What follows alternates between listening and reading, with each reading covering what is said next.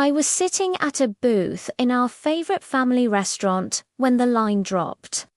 My husband leaned back in his chair, gave the waitress that smirk I knew too well, and said, loud enough for our kids and half the diners to hear, "You should smile more, sweetheart.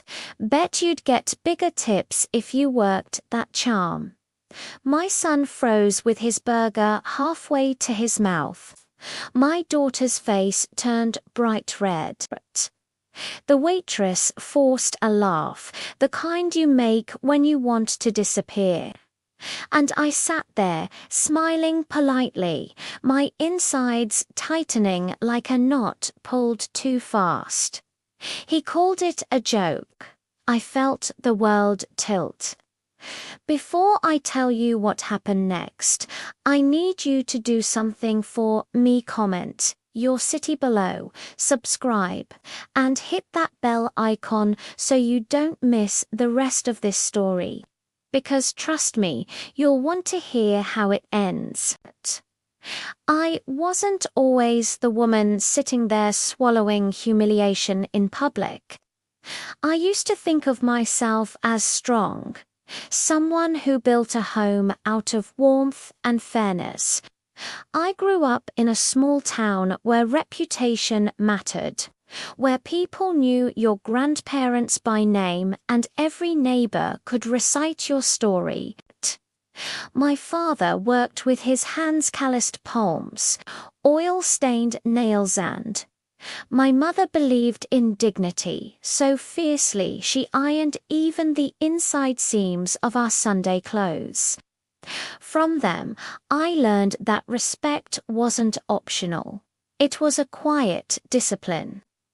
When I met Daniel, he seemed like a man who understood that. He held doors open, asked questions that made me feel seen, and in those first months, he'd call just to hear my voice. I fell hard because he mirrored back the values I thought I carried. Loyalty, kindness, a steady sort of love. We married young. Too young, maybe. But I believed in laying bricks early, building something no storm could shake.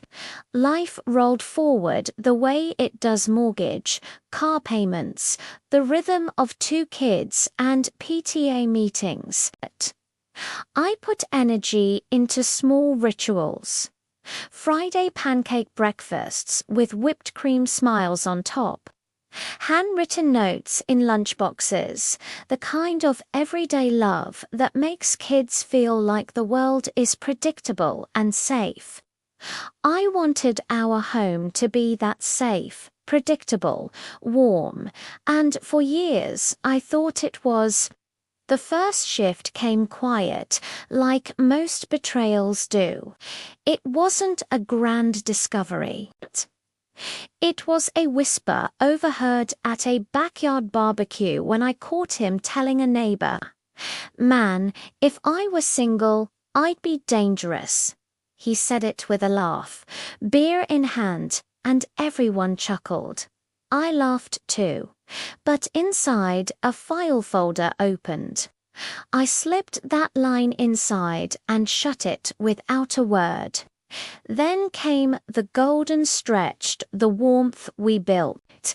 We had seasons where he'd tuck my hair behind my ear at the stove, or rub my shoulders while I graded papers late at night.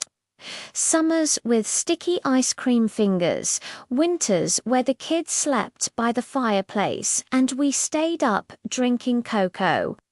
The scent of cinnamon rolls on Christmas morning, his rough laugh echoing across the kitchen. My daughter's tiny hand wrapped around his thumb. Those memories are like Polaroids that glow, even now. They were real. That's what makes the tilt so hard to tell, because the tilt didn't crash down at once. It leaned slowly. First, jokes that cut a little sharper, a sigh when I asked him to help with the dishes. "You're lucky I even work this much," he'd mutter, stacking his plate on top of mine. He started noticing waitresses, gym instructors, the cashier at the grocery store. It wasn't just noticing, it was commentary. She'd be gorgeous if she dropped 20 pounds, or bet she flirts like that with everyone. He thought it was harmless. But I started documenting. Quietly, I began keeping a mental ledger of slights, of shifts in tone, of times our kids' eyes darted between us to measure the air. Then came that night, when the room went still. The waitress was maybe 19, maybe 20, her ponytail swinging as she carried plates. My husband leaned forward, complimented her, then looked at me with that McInnocent grin and said, "Relax, it's just a social experiment. I'm testing how she reacts." Our son put his burger down. My daughter whispered, "Dad." Her voice cracked. And everyone at the table behind us turned to look. The laughter that followed wasn't kind. It was the low ripple of strangers entertained by someone else's awkward family moment. My face burned, but my smile stayed frozen, teeth pressed together. Inside, something locked into place. He thought it was a game. He didn't realize the game was already over. That night, when the kids were asleep, I opened the folder. Not the mental one, the real one. A blue binder I'd started months earlier, filled with notes, dates, screenshots of texts he didn't know I'd seen, receipts tucked in clear sleeves, documenting every social experiment, every slip of respect. I added the date of the restaurant humiliation in neat handwriting. Then I closed it. The plan formed quietly after that. I changed passwords. I opened my own bank account. I called a lawyer during my lunch break at work, the hum of the copy machine covering my voice. I didn't rage. I didn't cry. I just documented, calmly. He spun his stories, told his mother I was uptight, told friends I didn't get his humor. But when push came to shove, I laid out the receipts. I didn't scream, I didn't plead.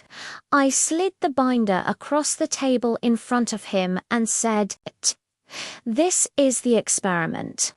Watch how people react when you finally get held accountable." The fallout was messy. His family tried to spin it, painting me as bitter, ungrateful.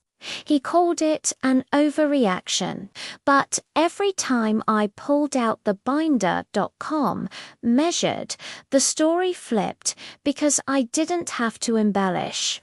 The evidence spoke louder than his excuses. Years folded forward. The kids grew. They saw more than I ever wanted them to, but they also saw boundaries being drawn like chalk lines that didn't blur. We built a quieter life, just the three of us. I didn't gloat. I didn't celebrate. But I watched him drift into the kind of life built on shallow charm and short-term games. The shine wore off quickly. Now, when I close the door to my own place at night, the quiet is soft, not sharp. I light a candle, let the smell of vanilla fill the air, and remember that restaurant moment not as the night my family cracked, But as the night I finally began to build something honest. And if you VA ever sat there with a forced smile while someone you love made a fool out of you in public, you LL know exactly what I mean when I say this. The humiliation, ISNT, the end. It's the opening of a door, and mine led somewhere better.